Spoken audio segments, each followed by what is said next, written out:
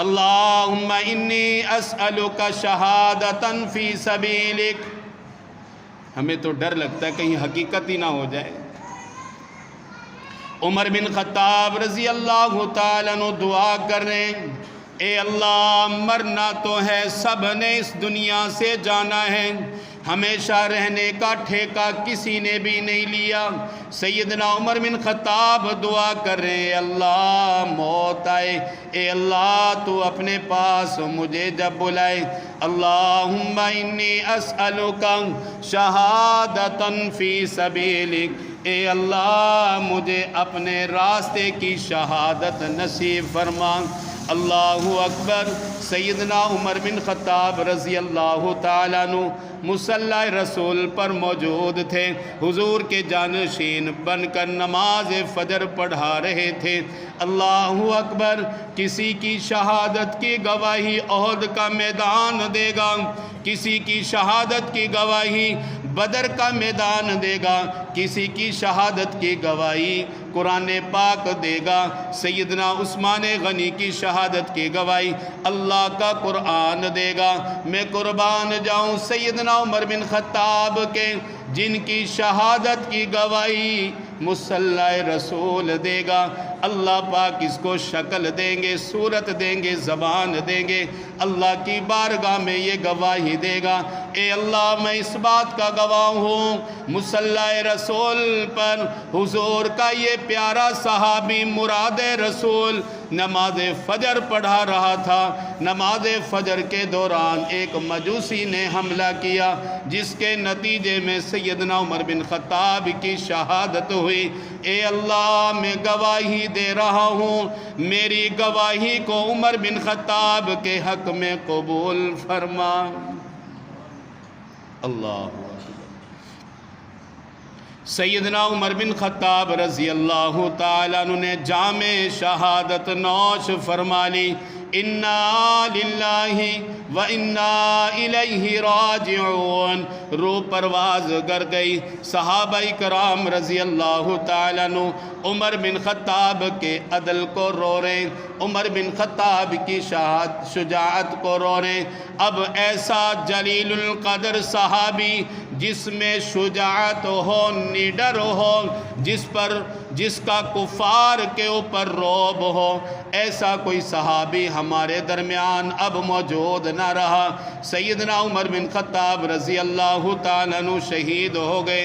حضرت عبداللہ بن عباس رضی اللہ تعالیٰ عنہ فرماتے ہیں کہ سیدنا عمر بن خطاب شہید ہوئے، آپ کے جنازے کو ایک تخت پر رکھا گیا، صحابہ کرام اکٹھے ہوئے، صحابہ کرام آتے رہے، دعائیہ کلمات کہتے رہے، تحسین امیز کلمات کہتے رہے۔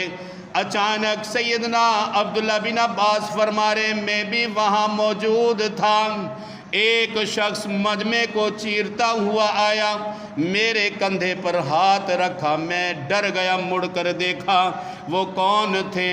وہ داماد رسول سیدنا علی المرتضی رضی اللہ تعالی عنہ ہیں۔ سیدنا عمر بن خطاب کے جنازے میں سیدنا عمر بن خطاب کی میت کو دیکھا، اللہ اکبر، دعائے مغفرت کی، مولا علی کے ہاتھ اٹھ گئے، اے اللہ عمر بن خطاب کے لیے بخشش کے فیصلے فرما، اور بہت ہی قیمتی جملہ ارشاد فرمایا، عمر تو چلا گیا، اپنے بعد کوئی ایسا شخص نہیں چھوڑا جس کے اعمال کو پسند فرما کر میں اللہ پاک کی ذات سے ملاقات کروں۔ سیدنا علی المرتضی آخر میں دعا کر رہے ہیں، اے اللہ عمر بن خطاب کو ان کے دوستوں کے ساتھ ملا دے۔ عمر بن خطاب کا دوست کون؟ رسول اللہ صلی اللہ علیہ وسلم کی ذات گرامی۔ عمر بن خطاب کا دوست کون؟ خلیفہ بلا فصل سیدنا ابو بکر صدیق رضی اللہ تعالیٰ عنہ۔ اللہ یہ دعا کون کر رہے ہیں؟ سیدنا علی المرتضی۔ یہ صحیح روایت موجود ہے۔ دعا کر رہے اے اللہ دوست کو دوستوں کے ساتھ ملا دے، اور یقین کے ساتھ کہہ رہے میں نے رسول اللہ صلی اللہ علیہ وسلم کو اپنی زندگی میں دیکھا۔ رسول اللہ صلی اللہ علیہ وسلم جب کبھی بولتے اکثر بولتے جئت انا و ابو بکر و عمر و دخلت انا و ابو بکر و عمر خرجت انا و ابو بکر و عمر۔ ابو بکر اور عمر نکلے، سیدنا علی المرتضیٰ دعا کر رہے اے اللہ دوست کو دوست کے ساتھ ملا دے۔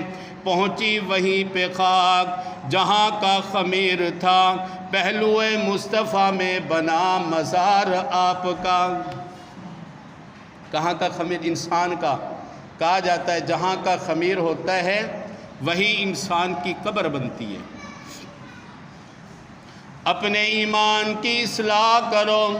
سیدنا عمر بن خطاب پر بھونکنے سے کچھ حاصل نہیں ہوگا، اس کی حیثیت اور مقام اس کتے کی ہے جو بھونکتا رہتا ہے لیکن اس کو کوئی فائدہ حاصل نہیں ہوتا۔